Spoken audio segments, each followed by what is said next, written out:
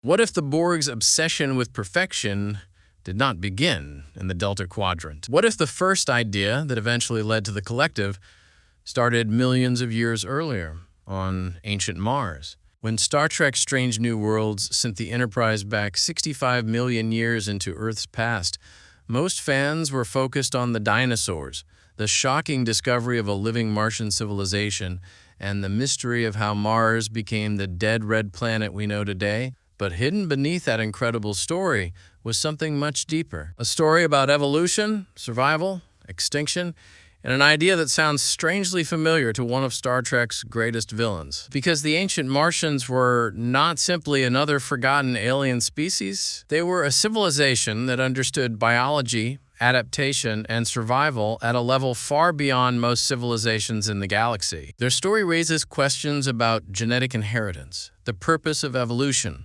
and what happens when a species becomes obsessed with preserving itself at any cost. And when you compare their beliefs with the Borg Collective, an unsettling connection begins to appear.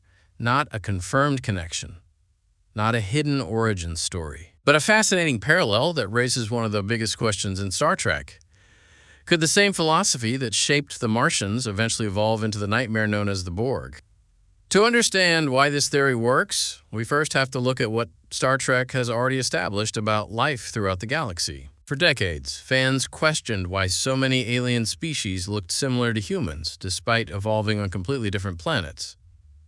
The answer came in Star Trek: The Next Generation, when the crew discovered the existence of the progenitors, an ancient civilization that spread genetic material across countless worlds billions of years ago. They created the foundation for humanoid life throughout the galaxy, meaning many civilizations were connected by a shared biological origin. If the Martians are part of that same evolutionary history, then their disappearance becomes much more important than the destruction of one planet. Their extinction represents the loss of an entire branch of a galactic family tree, but the most interesting possibility is that their legacy may not have truly disappeared. Their descendants, their genetic material, or even their technological discoveries could have continued spreading throughout the galaxy long after Mars became a lifeless world. And that possibility creates a fascinating connection to the Borg.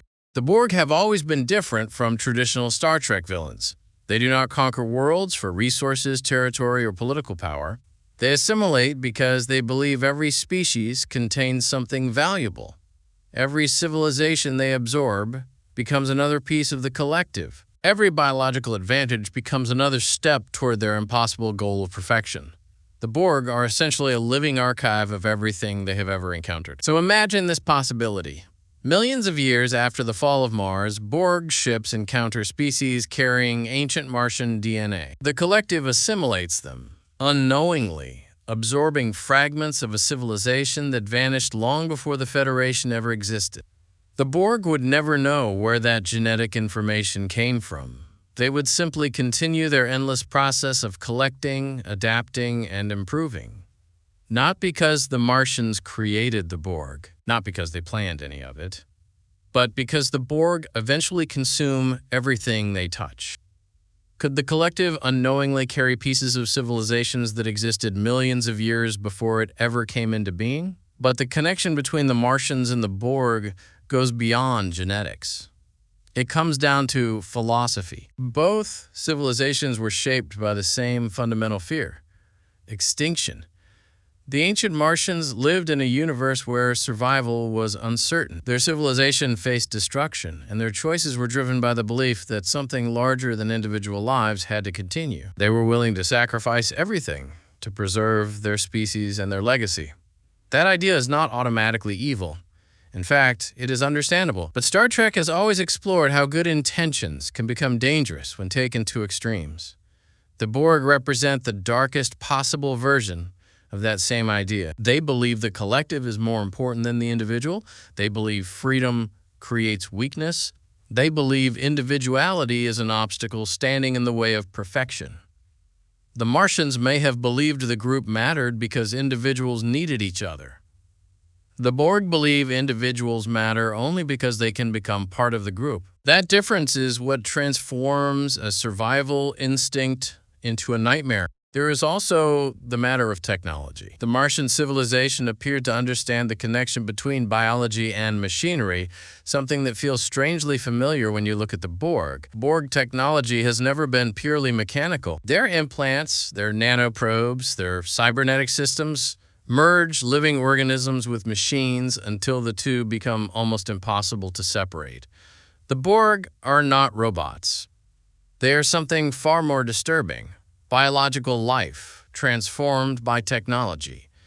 And perhaps the Martians explored similar ideas millions of years earlier. Maybe their technology was originally created to heal, improve, and protect life, to overcome disease, weakness, and extinction. But throughout Star Trek's history, some of the greatest disasters have begun with a simple idea: create something better. The problem is what happens when the pursuit of improvement removes everything that makes life worth living. This is also where the Borg's biology becomes so unsettling. The Collective is obsessed with biological uniqueness, constantly searching for species with valuable genetic traits. They do not simply destroy civilizations. They collect them. If Martian descendants survived and spread throughout the galaxy long after their homeworld died, it is entirely possible their genetic legacy eventually became part of the Collective itself, not through any alliance or design, but simply because the Borg absorb pieces of every civilization they encounter. Somewhere inside that vast humming network of assimilated minds, fragments of ancient Mars could already be there, and no one, not even the Borg, would ever know it. This idea also reshapes how we might look at the Borg Queen. When she was introduced in Star Trek First Contact, she changed how many fans viewed the Collective. The original Borg were terrifying because they had no leader, no ruler, and no individual voice. They were a true collective consciousness. The Borg Queen introduced something different. But what if she was never the beginning of the Borg's philosophy, only its final evolution? Instead of being the source of the Collective, perhaps she represents what the Collective's belief system inevitably produces: the idea that perfection requires control, unity, and the removal of individuality given a face and a voice. In that reading, the Borg Queen is not where the Borg began, she is what the Borg became. And this is why the Ancient Martian theory fits so well with the way Star Trek tells its stories. The franchise has always explored how civilizations repeat the same mistakes across different generations. Humanity created genetically enhanced beings during the eugenics wars because it believed it could improve itself. Section 31 made morally questionable decisions because it believed survival justified the methods. Control believed artificial intelligence could build a safer future. The Borg may simply be another version of that same warning, carried to its most extreme conclusion. A civilization begins with the desire to survive. Then it seeks improvement. Then improvement becomes perfection. And eventually, perfection becomes control. The biggest clue may be what Strange New Worlds chooses to focus on in the first place. The story is not really about Martian weapons or military power. It focuses on biology, inheritance, and legacy, on what remains after a civilization disappears. Because in Star Trek, ancient civilizations are rarely important because of what they built. They are important because of what they leave behind. The progenitors left behind the foundation of life itself. The Iconians left behind technology that reshaped civilizations. The Martians may leave behind something quieter, but just as dangerous. A warning about what happens when survival becomes more important than freedom. Of course, none of this is confirmed.